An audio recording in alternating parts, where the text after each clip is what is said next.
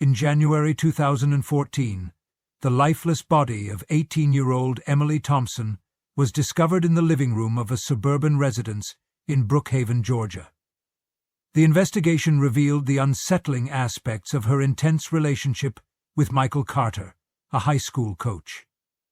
Starting in the fall of 2013, at Brookhaven High School, a sequence of incidents unfolded, leading to jealousy, betrayal, and ultimately a night of tragic violence. And their deaths led to the fate of many others, trapping and enslaving the lives of more than 1,000 children, and making the world's greatest after-school special, Michael Carter, a high school principal. Michael Carter was always the type of individual who naturally drew people in. At just 28, his charisma and innate ability to connect made him an ideal choice for the position of the new basketball coach at Brookhaven High School. His players respected him not only for his expertise, but also for his genuine concern for their growth, both on the court and in their personal lives. Michael was more than a coach. He was a mentor, someone his players could admire and rely on. Michael's personal life appeared just as flawless as his professional one. He had recently tied the knot with Sarah Carter, his college sweetheart, in a lovely ceremony on April 14, 2012.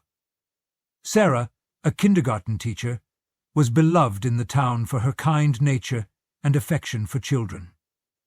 Together they had moved into a charming 3-bedroom house on the outskirts of Brookhaven, a 2-story frame house. Although the house was modest, it brimmed with potential.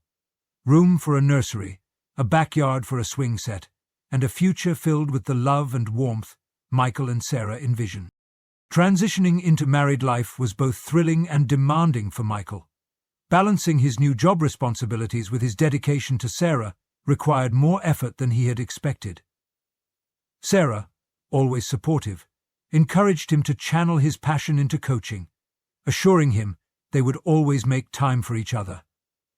They spent weekends decorating their home and discussing their future plans. Sarah even began compiling baby names, diligently recording them in a small notebook by the bedside.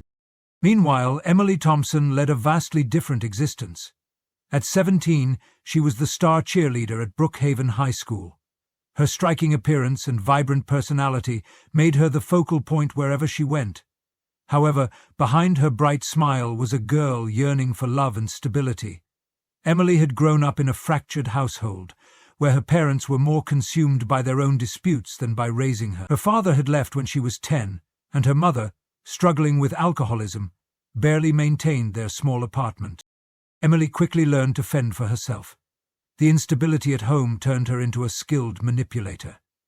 She knew how to leverage her beauty and charm to achieve her desires, and wasn't hesitant to push boundaries to escape her tumultuous personal life. Despite her popularity at school, Emily harbored deep insecurities. She longed for someone to see past her facade, someone to offer the love and affirmation she never received at home. Michael became that person for her. Their relationship began innocently. In September 2012, shortly after Michael had joined Brookhaven High, Emily often lingered near the gym after cheerleading practice to watch the basketball team. Initially, it was a harmless crush. She admired Michael's confidence, how he commanded respect from his players while remaining approachable. To Emily, he wasn't merely a coach. He was the kind of man she believed could rescue her from the life she desperately wanted to escape. Michael found Emily's attention flattering. Adjusting to his roles as both husband and coach, the pressures began to mount. Late nights, spent strategizing for games, meant less time with Sarah, who was busy managing her lively kindergarten class. When Emily started complimenting him, praising his coaching abilities or commenting on his leadership, Michael felt a sense of validation he hadn't realized he needed. By October 2012, their interactions grew more frequent. Emily began finding reasons to speak with Michael after practice, sometimes seeking advice about school or claiming she needed help with her cheer routines. Michael, taken aback by her attention, but not wanting to be rude, always complied. Their conversations started light-hearted, but gradually became more personal. Emily shared her struggles at home, expressing feelings of neglect and a desire for a better life. Michael, with his natural inclination to mentor and support, began to feel protective of her. One late October evening, after an especially exhausting practice, Michael stayed late in his office to complete paperwork. Emily knocked on the door, saying she had left her phone in the gym. Upon entering, she thanked him for his kindness, expressing admiration not just for him as a coach, but as a person. She confided that he was the only adult who seemed to genuinely care about her. For Michael, the moment was emotionally complex. He saw Emily as a troubled young woman seeking guidance, but the intensity of her feelings stirred emotions he wasn't prepared to confront. The boundary between teacher and student began to blur, and Michael, though hesitant, allowed it to happen. By November 2012, their meetings had intensified. Casual talks in the gym evolved into private sessions in Michael's office after hours. Encouraged by Michael's initial kindness, Emily began to push boundaries. She dressed more provocatively during practices to capture his attention. Michael, battling increasing guilt, tried to justify their interactions, convincing himself he was merely being a mentor and a source of stability in Emily's chaotic life. However, Emily desired more. She craved Michael's attention and grew frustrated when he attempted to maintain professionalism. She started testing him, lingering longer after practice, accidentally brushing against him during conversations, and finding excuses to text him outside of school hours. Emily adeptly exploited Michael's vulnerabilities, using every means to draw him closer. Emily took advantage of these things, often breaking into his office, using every excuse, and ultimately, she counted on them. By December 2012, their relationship had undeniably crossed the line. Late one evening after a home game, Michael found himself alone in the gym with Emily. The tension that had been building between them finally erupted in the stillness of the empty gym, illuminated only by the soft glow of overhead lights. They shared their first intimate moment. Overwhelmed by a mix of desire and guilt, Michael realized he had made a grave mistake, but the connection between them was undeniable, and Emily was unwilling to let him go. Their affair became a closely guarded secret, meeting late at night in Michael's office or beneath the bleachers when they were certain no one else was around. While Emily maintained her image at school, her obsession with Michael intensified each day, growing ever louder and more violent. Emily maintained her image at school. Her obsession with Michael intensified each day. For Michael, the affair became a constant source of inner conflict. He loved his wife and despised himself for betraying her, yet he couldn't free himself from Emily's hold. By January 2013, cracks in their secret relationship began to appear. Emily became increasingly possessive, often texting Michael late at night and demanding his attention. She inquired about his marriage, searching for signs of dissatisfaction with Sarah. Michael, attempting to reconcile his conscience, started distancing himself, but Emily refused to let go. To her, the affair wasn't merely a fling, it was her lifeline, her escape from a life she detested. Emily's obsession reached a critical point when she noticed Sarah attending more of Michael's games. Observing how Michael smiled at his wife and proudly introduced her to his players ignited a jealous fury in Emily. She couldn't bear the thought of Michael giving Sarah the love and attention she believed should be hers. The stage was set for a confrontation that would irrevocably alter their lives. What began as a reckless indulgence had evolved into a perilous entanglement beyond the control of either Michael or Emily. By July 2013, Michael and Sarah Carter's life appeared idyllic to outsiders. They were a young, attractive couple with a promising future. Sarah, always the pillar of their relationship, radiated grace and optimism. Despite Michael's long hours as a basketball coach, she made it a point to attend every game she could, her growing belly a proud testament to the life they were building together. Yet beneath the smiles and affectionate gestures, Michael carried a growing burden. His affair with Emily had spiraled out of control, transforming from a reckless mistake into a source of constant fear and anxiety.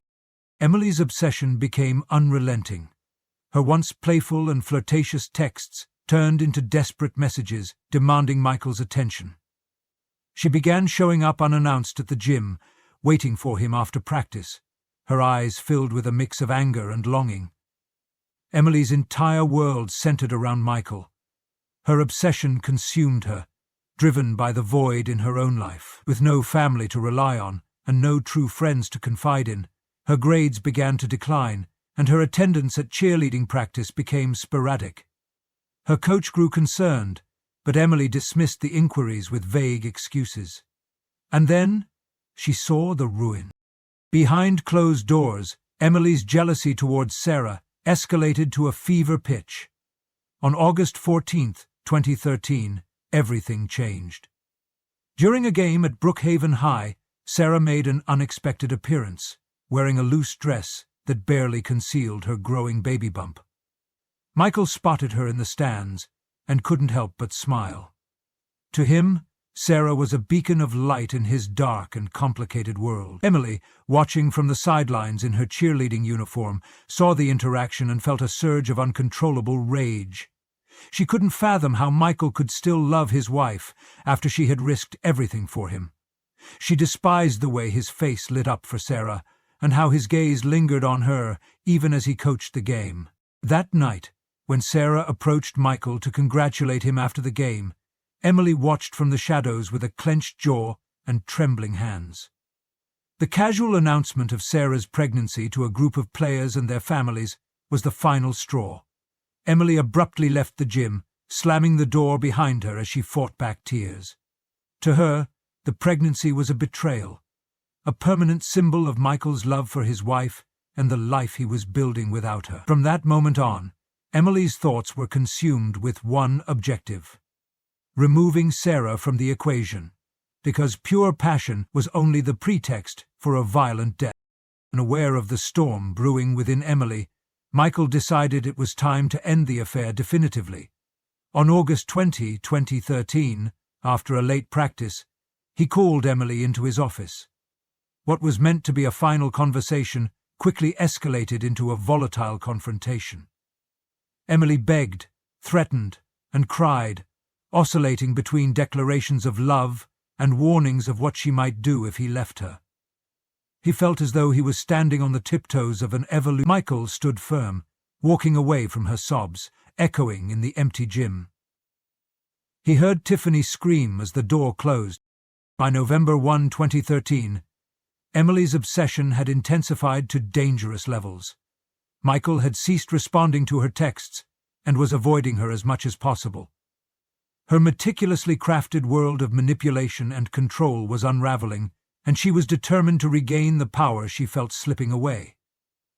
On a rainy afternoon, Emily drove to the Carter household. Knowing Michael wouldn't be home, he was at the school preparing for an upcoming tournament. Emily had no real plan, only the resolve to confront Sarah directly. As she arrived at the driveway, her mind raced with possibilities. If she could just speak to Sarah, perhaps she could intimidate her into leaving Michael, or maybe find anything, that would give her leverage over them. Sarah, always the gracious hostess, answered the door with a warm smile. Despite the rain, Sarah didn't know Emily well, but recognized her from the cheerleading team. Emily feigned politeness, claiming she had forgotten her jacket in Michael's car and needed to ask him something. Unaware of Emily's true intentions, Sarah invited her inside and offered her a glass of water. Emily accepted, her eyes scanning the house as she entered the kitchen. It was then that she noticed the cup of tea on the counter. Sarah had been drinking it earlier while tidying up. Inspiration struck Emily instantly. Although she had no concrete plan, the opportunity seemed too perfect to ignore. As Sarah turned to retrieve the water, Emily slipped a small vial of poison from her bag into the tea. Her hands trembled as she poured the liquid, her heart racing at the thought of what she was about to do. Emily didn't linger. She thanked Sarah and left, her heart pounding as she walked back to her car. She convinced herself it was just enough poison to make Sarah ill, to scare her into leaving Michael, but deep down, she desired more. She wanted to eliminate Sarah from Michael's life entirely. Later that evening, Sarah began to feel unwell. Initially it was a mild stomachache, but by midnight, the pain became excruciating. Michael rushed her to the hospital, panic etched on his face. Despite the doctor's swift efforts, the damage was irreversible. Sarah had suffered a miscarriage, and their unborn child was lost. Her father, her ruined life, her faithful servant, her true friend, was lost. Michael was devastated, but his grief soon turned to suspicion. Something about the timing felt wrong. Emily had been at the house earlier that day without an invitation. The thought gnawed at him, but he lacked concrete evidence. When he confronted Emily the next day, she denied everything, her expression cold and unyielding. She warned him that he hadn't seen what she was truly capable of. The only lie of truth in all things, she was in love with his sister. Michael didn't know how to protect his wife from the impending storm, but he knew one thing for certain. Emily wasn't going to let go without a fight. By January 2014, the lives of Michael, Sarah, and Emily were in ruins, though the surrounding world remained unaware. Emily's obsession had reached its peak. Her once charming and flirtatious demeanor had become erratic and unstable. At 18, Emily was consumed by her fixation on Michael, viewing him not as a person, but as a possession, a lifeline in the chaos of her shattered world. She felt betrayed, not only by Michael's rejection, but also by Sarah's ongoing presence in his life, representing everything Emily believed she could never attain. Michael lived in constant fear. He had distanced himself from Emily as much as possible after the poisoning incident, but knew deep down that she remained a threat. He hadn't fully disclosed the extent of the affair to Sarah, attempting to shield her from the worst, but the guilt weighed heavily on him. Michael had become quieter and more withdrawn, throwing himself into his coaching, often taking on extra practices or games to avoid confronting the disintegration of his personal life. Sarah, still recovering from the loss of their baby, noticed the distance, but attributed it to grief. She was halfway across the world when she felt suddenly and entirely blinded. By early January, Sarah had begun to rebuild herself emotionally, leaning on her parents and close friends for support. She spent her days preparing their home for a new beginning, hoping that the arrival of spring would bring a sense of renewal. She was determined to mend her marriage, unaware of the true depth of Michael's betrayal or the danger lurking in the shadows. Meanwhile, Emily couldn't move on. The months following the poisoning had been a whirlwind of rage and despair. She spent hours scouring Michael's social media, analyzing every post and photo for signs of happiness with Sarah. Seeing the couple together only fueled her growing hatred.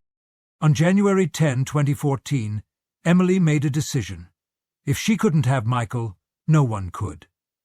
On the evening of January 15, 2014, Emily executed her plan. Knowing Michael would be away coaching an away game, leaving the house empty except for Sarah, she armed herself with a handgun she had stolen from her stepfather months earlier. Emily drove to the Carter home, the quiet neighborhood bathed in the glow of streetlights, casting long shadows over the suburban lawns.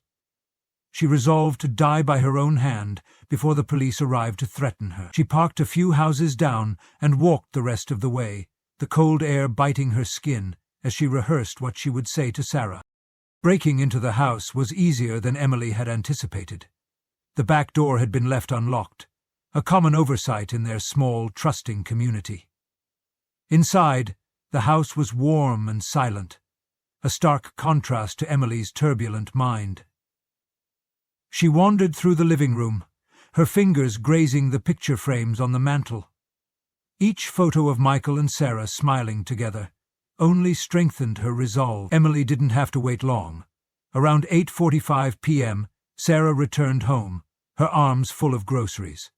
She was startled to find Emily sitting in the living room, but her natural politeness prevented her from reacting harshly. "Genevieve," she said, her voice flat and rigid. Emily's calm facade quickly shattered into anger as she began accusing Sarah of ruining her life. Sarah was confused and frightened, but tried to reason with Emily, keeping her voice steady as she backed toward the kitchen. Emily followed, pulling the gun from her jacket. The sight of the weapon changed everything. Sarah's fear was palpable, but she maintained her composure, knowing she needed help. Sarah felt her face freeze with fear as she recognized the gun, and thinking quickly, she reached for her phone on the counter, pretending to fumble with it, and managed to dial 911, whispering her address before Emily realized what was happening. "Dimitri's killed." When Emily heard the dispatcher's faint voice on the other end, panic set in. She grabbed Sarah by the arm and pulled her into the living room, shouting for her to sit down. Sarah complied, her heart racing as she searched for a way to escape. Minutes felt like hours as they awaited the inevitable arrival of the police. At 9:03 p.m., the sound of sirens filled the air. Emily's desperation turned to fury as she accused Sarah of calling the authorities, waving the gun wildly as she paced the room, calling her a wicked prisoner and lashing out, coming so close to throwing the gun that she pulled the trigger, killing Emily, Sarah Blake. Desperation turned to fury as she accused Sarah of calling the authorities, waving the gun herself before stabbing herself. As the first police car pulled into the driveway, Emily's erratic behavior escalated. She fired a shot, grazing Sarah's shoulder. The sharp pain was immediate, but Sarah used the chaos to crawl behind a couch, shielding herself as best she could. The police, responding to the gunshot, moved swiftly.